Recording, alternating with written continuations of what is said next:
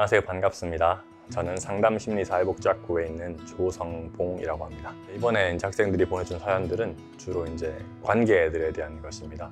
친구 관계나 대인 관계나 주변에 친한 사람들 아니면 가족 간의 관계에 있어서 어려움들을 경험하는 것에 대해서 어떻게 하면 좋을지 사연들입니다. 첫 번째 사연입니다.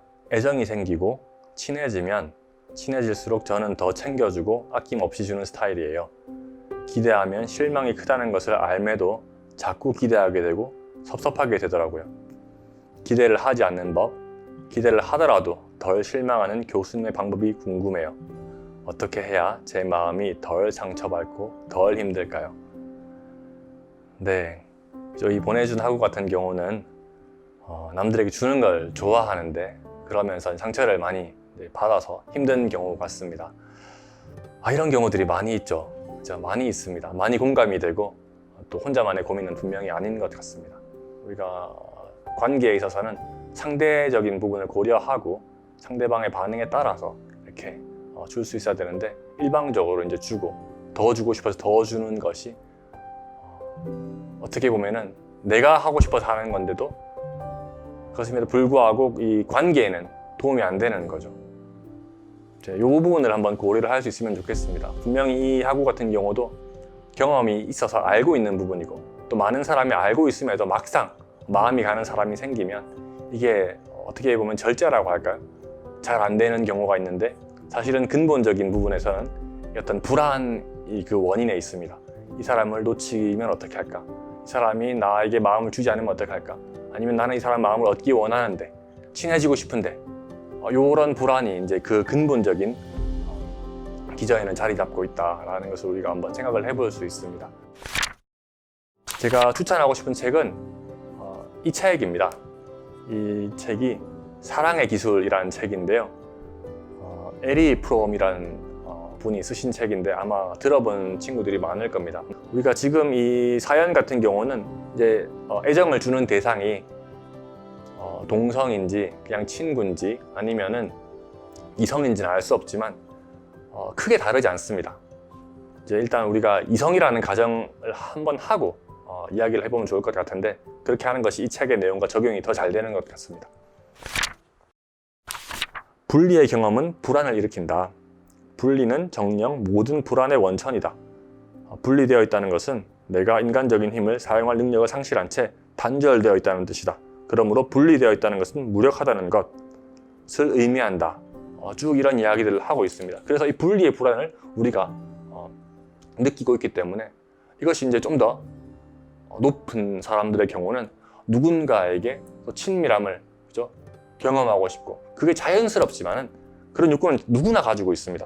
오히려 그걸 마주하지 못하는 게 덜 건강한 사인이기도 한데 그럼에도 불구하고 이것들을 추구하기 위해서 더 급하게 성급하게 다른 사람들이 내가 이렇게 줄 때에 어떻게 느끼는지 알지 못하고 내가 좋아하는 과자를 주는데 상대방이 그걸 안 먹을 수도 있어요.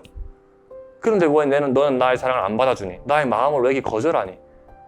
라고만 한다면 이것이 정말 관계에 도움이 될까를 우리는 늘 생각을 하면서 천천히 가는 연습들을 하는 게 관계를 위해서는 정말 그 관계가 중요하다면 도움이 되지 않을까 한번 그렇게 정리를 해볼 수 있을 것 같습니다. 자, 두 번째 사연은 가족 관계에 대한 이야기입니다.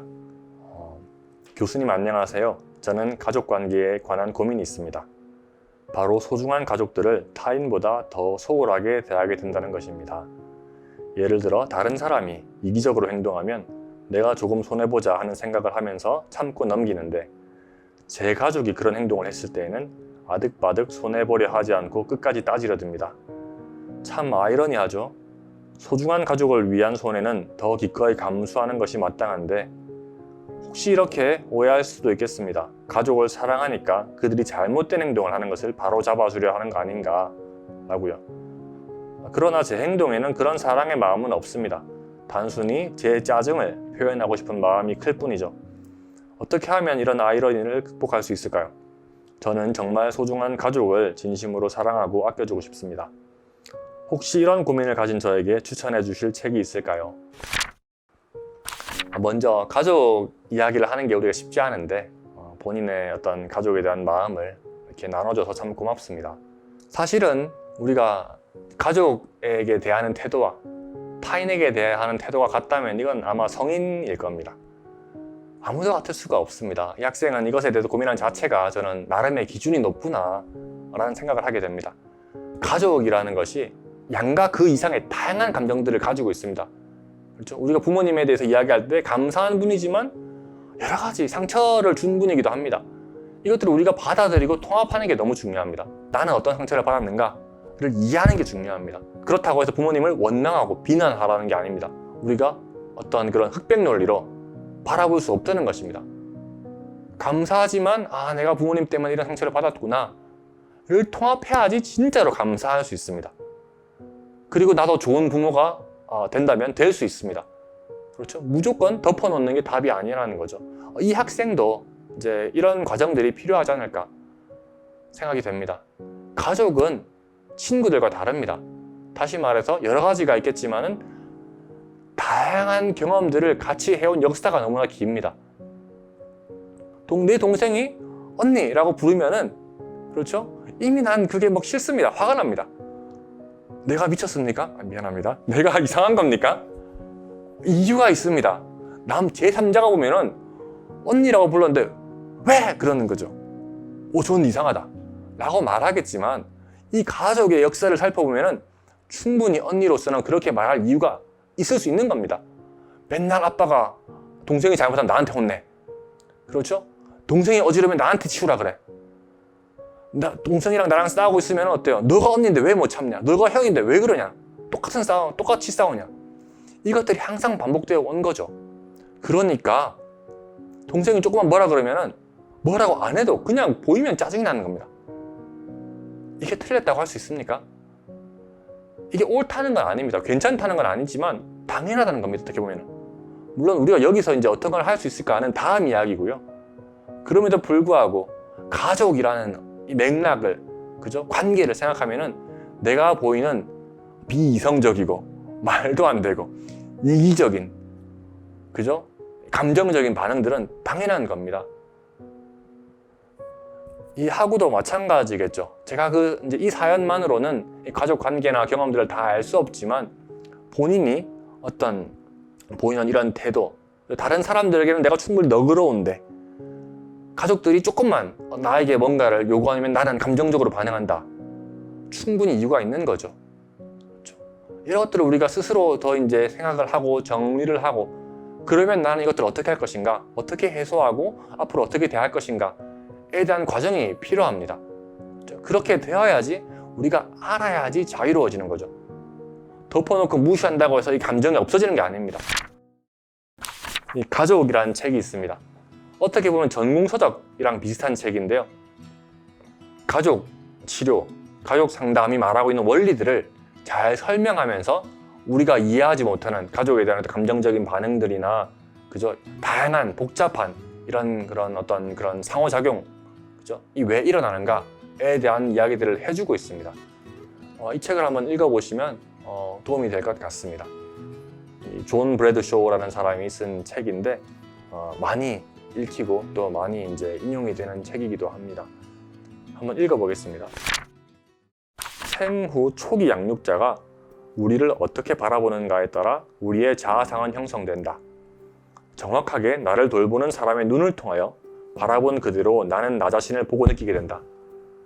엄마가 나를 어떻게 바라봤는지, 어떤 마음으로, 어떤 눈빛으로 바라봤는지를 나는 받아들이고 그것을 나에게 이제 그죠? 스스로 내가 어떤 존재인지 인식을 하게 됐다는 것입니다. 생후 처음 몇 년 동안 나는 나를 돌보는 사람이 나에 대해 느끼는 그대로 나 자신에 대해 느끼게 되는 것이다. 나는 사랑스럽고 충분히 괜찮고 그 존재만으로 너는 감사하고, 아니면 너는 왜 그러냐? 다른 아들 안 그런데 너는 왜 그래? 그죠? 너 때문에 힘들어 죽겠어. 너만 아니면 내가 이 고생 안 하고 있는데. 이 말들을 매일은 아니겠지만 힘들 때마다 들었다면 이것은 우리 마음속에 자리를 잡고 있는 것이죠. 나는 사랑스럽지 않고 충분하지 않고, 이런 메시지들을 스스로가 받아들인다는 것이죠. 만일 부모가 수치심이 많다면 부모 자신이 부적절감과 부족감을 느끼게 된다. 그러므로 그런 상태에서는 부모가 나를 위해 있어줄 수가 없다. 오히려 부모들이 내가 그들을 위해 있어주기를 원하며 나를 필요로 할 것이다. 말도 안 되는 것 같지만 이런 경우들이 많습니다. 아주 쉽게 말하면 내가 이룬 것이 없고 내가 공부를 많이 못했고 내가 이것으로 통해서 부끄러움을 많이 경험했기 때문에 내 자식이 나를 대신해서, 그죠? 말로는 아이 너를 위한 거다라고 하지만 너 아이의 성취가 중요하고 이것들을 내가 자랑해야 되고 아이가 잘못하면 내가 수치스럽고 이런 것들을 우리가 보지 않습니까? 우리 사회에서. 나의 실체는 처음부터 이렇게 관계에 의해 형성된다. 즉 우리가 나이기 이전에 우리는 우리다. 우리의 나됨은 우리의 우리됨에서 비롯 나온다.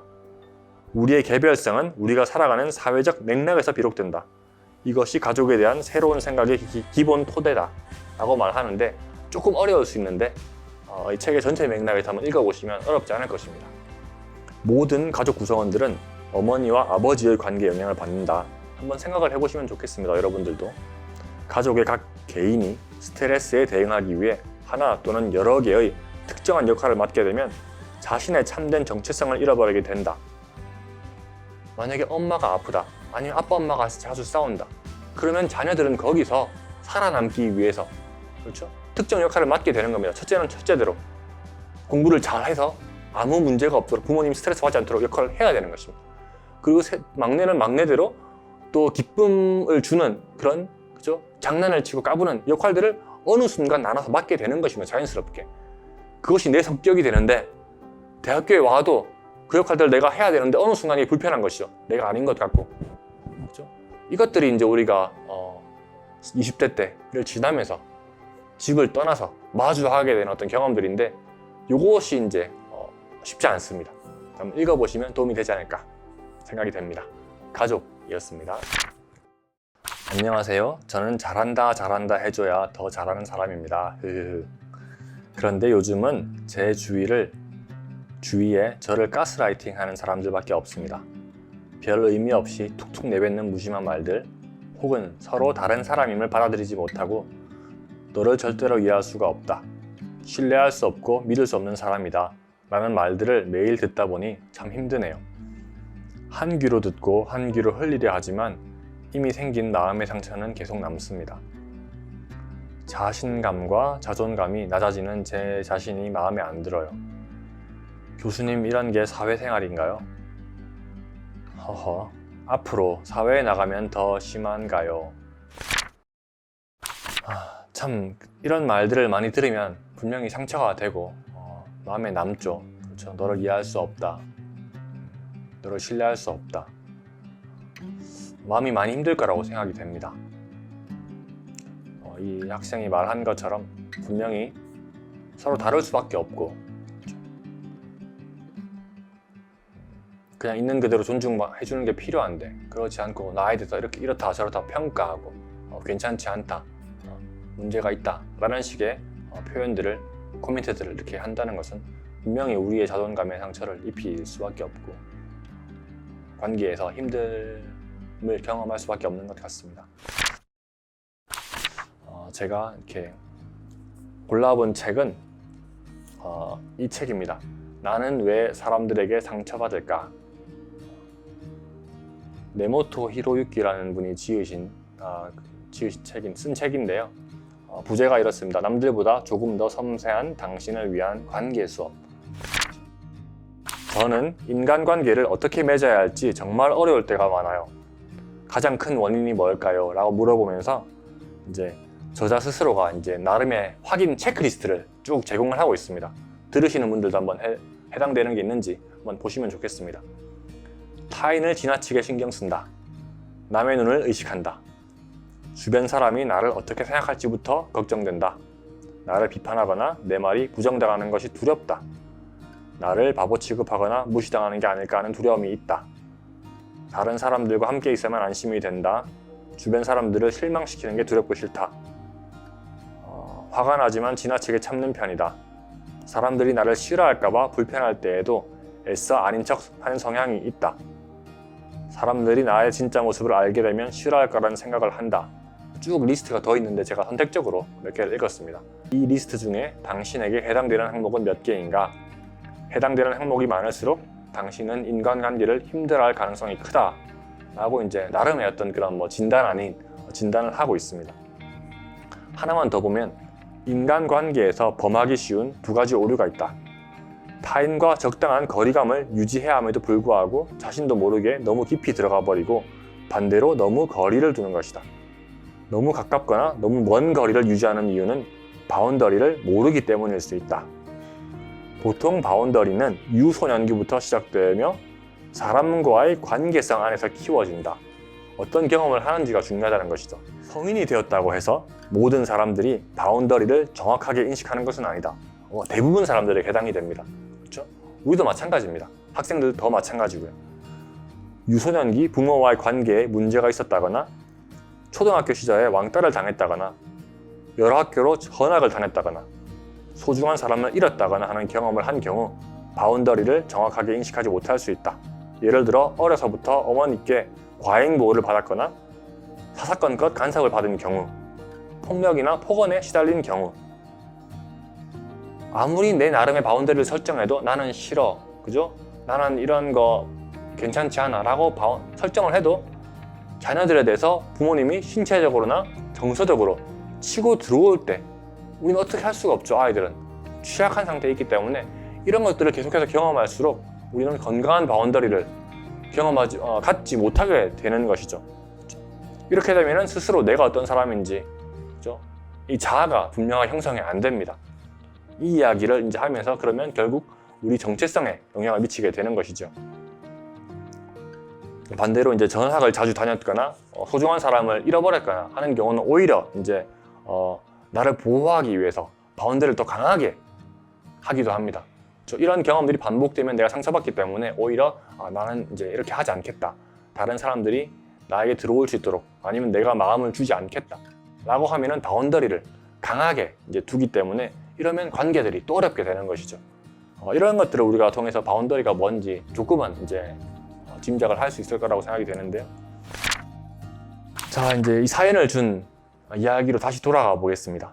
그렇죠? 잘한다 해줘야 더 잘하는 사람이다.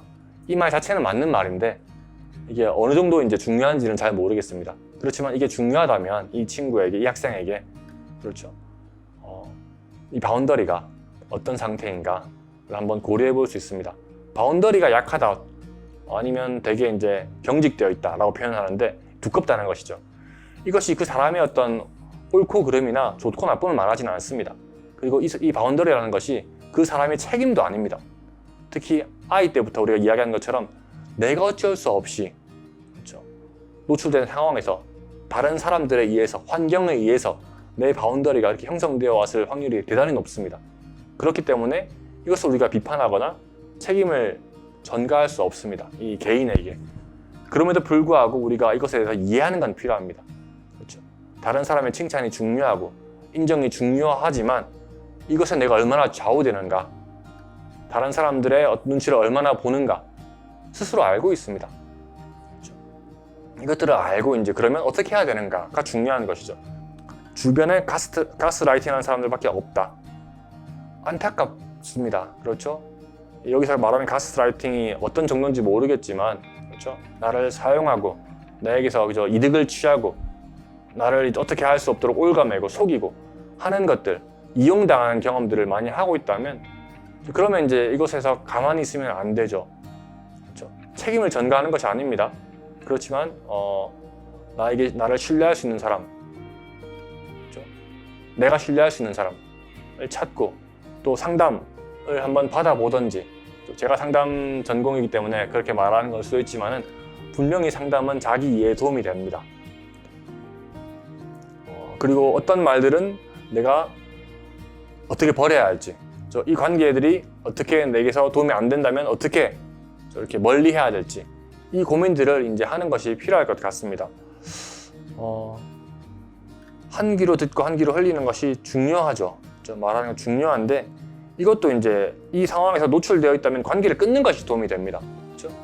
왜 나는 그럼 이 사람들과 계속 머물러야 되는가?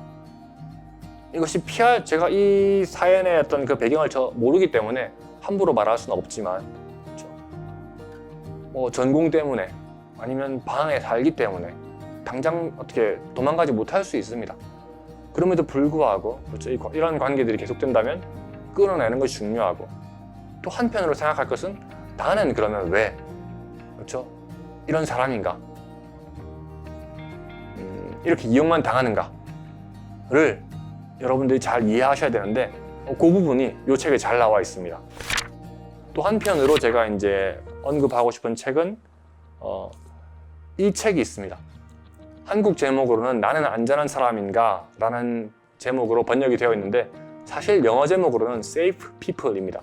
안전한 사람들. 조금 다르죠? 안전한 사람들은 나 말고 다른 사람들을 말하는 것이고, 여기서는 나는 안전한 사람인가? 라고 번역을 했지만, 이제 안전한 사람들과 안전하지 않은 사람들에 대해서 이야기를 하고 있습니다. 안전하지 않은 사람 특성이 뭔가? 이 사람들을 우리가 어떻게 대하고 어떻게 피할 것인가? 이런 이야기들을 쭉 하고 있기 때문에 이 책도 여러분들 한번 읽어보시면 도움이 되지 않을까 그런 생각을 해봅니다. 처음 나오는 글이 그렇습니다. 사랑은 기술인가? 기술이라면 사랑에는 지식과 노력이 요구된다. 혹은 사랑은 우연한 기회에 경험하게 되는, 다시 말하면 행운만 있으면 누구나 겪게 되는 즐거운 감정인가? 쭉 이야기를 하면서 이제 사람들은 사랑에 대해서 배워야 할 것이라고 생각하지 않는다. 왜 그럴까?에 대한 어떤 3가지 이유를 제시하고 있는데, 하나씩 제가 한번 읽어보겠습니다. 첫 번째, 우선 대부분의 사람들은 사랑의 문제를 사랑하는, 곧 사랑할 줄 아는 능력의 문제가 아니라 오히려 사랑받는 문제로 생각한다. 그들에게는 사랑의 문제는 어떻게 하면 사랑받을 수 있는가, 어떻게 하면 사랑스러워지는가 하는 문제이다. 그들이 이 목적을 추구하는 몇 가지 방법이 있다. 남자들이 특히 애용하는 방법은 성공해서 자신의 지위의 사회적 한계가 허용하는 한 권력과 돈을 모으는 것이다. 여성이 애용하는 방법은 몸을 가꾸고 옷치장을 하는 듯 매력을 갖추는 것이다. 남녀가 공용하는 한 가지의 매력 전술은 유쾌한 태도와 흥미있는 대화수를 익히고 유능하고 겸손하고 둥글둥글하게 처신하는 것이다. 우리 문화권의 대부분의 사람들이 사랑스럽다고 말하는 경우 그 의미는 본질적으로 인기와 성적 매력이 뒤섞여 있는 것이다. 두 번째는 사랑에 대해서는 배울 필요가 없다는 태도의 배경이 되는 전제가 사랑의 문제는 능력의 문제가 아니라 대상의 문제라는 가정에 기반을 하고 있다. 사랑한다는 것은 쉬운 일이고 사랑할 또는 사랑받을 올바른 대상의 발견이 어려울 뿐이라고 사람들은 생각한다. 이런 이야기를 하고 있습니다. 결국은 이제 매력적인 내가 사랑에 빠질 만한 사람을 찾기만 하면 그 다음부터는 사랑이 될 것이다 라고 이제 생각을 한다는 것이죠. 그렇지 않다 라는 것이 이 책의 말입니다. 마지막으로 3번째는 우리가 사랑에 대해서는 배울 필요가 없다는 가정에 이르게 하는 3번째 오류는 사랑을 하게 되는 최초의 경험과 사랑하고 있는 지속적인 상태, 혹은 좀 더 분명하게 말하면 사랑에 머물러 있는 상태를 혼동하는 것이다. 사랑을 하게 되는 최초의 경험, 빠지는 그 어떤 그런 시기를 말하는 것이죠. 그리고 그 이후에 지속되는, 사랑이 지속되는 그 머물러 있는 상태가 이제 혼돈된다, 사람들에게. 그 말을 하고 있습니다. 이제 여기서 쭉 말하는 처음에 사랑에 빠지는 그 어떤 기적적인 순간에 대해서 말을 하고 있습니다. 갑자기 친밀해지는 이 기적이라고 말하는데, 이것은 성적 매력과 성적 결합에 의해 시작되는 경우 대체로 더 촉진된다 라는 이야기를 하고 있고, 하지만 이러한 형태의 사랑은 본질적으로 오래 지속될 수 없다 라고 이야기를 하면서 마지막으로 하는 말이 이렇습니다. 사실상 그들은 강렬한 열중, 곧 서로 미쳐버리는 것을 사랑의 열도의 증거로 생각하지만 이것은 기껏해야 그들이 서로 만나기 전에 얼마나 외로웠는지를 입증할 뿐이다 라고 말하고 있습니다. 저는 간단하게 이제 주요한 구절들만 읽어봤는데, 이것이 이제 여기서 말하는 우리가 사랑을 단지 어떤 빠지는 대상 아니면 찾아야 될 어떤 그런 대상이 아니라 좀 더 어떻게 바라볼 것인가, 사랑이 단지 빠지는 그 순간이 아니라 지속될 때 어떤 것들을 우리가 고려해야 될 것인가에 대한 이야기를 쭉 하고 있습니다. 나중에도 이제 쭉 읽을 부분들이 많이 있는데, 사실은 이 책이 이제 50년 전에 나온 책입니다. 그래서 1950년도에 나온 책이라서 꽤 오래된 책인데 여전히 우리에게 적용되는 것들이 그대로 있습니다. 뭐 남녀 관계가 그렇죠? 크게 다르지 않고 기본적으로 사랑에 빠지는 그런 메커니즘이라고 할까요? 이런 것들이 크게 변하지 않기 때문에 이 책을 한번 읽어보시면 좋을 것 같습니다.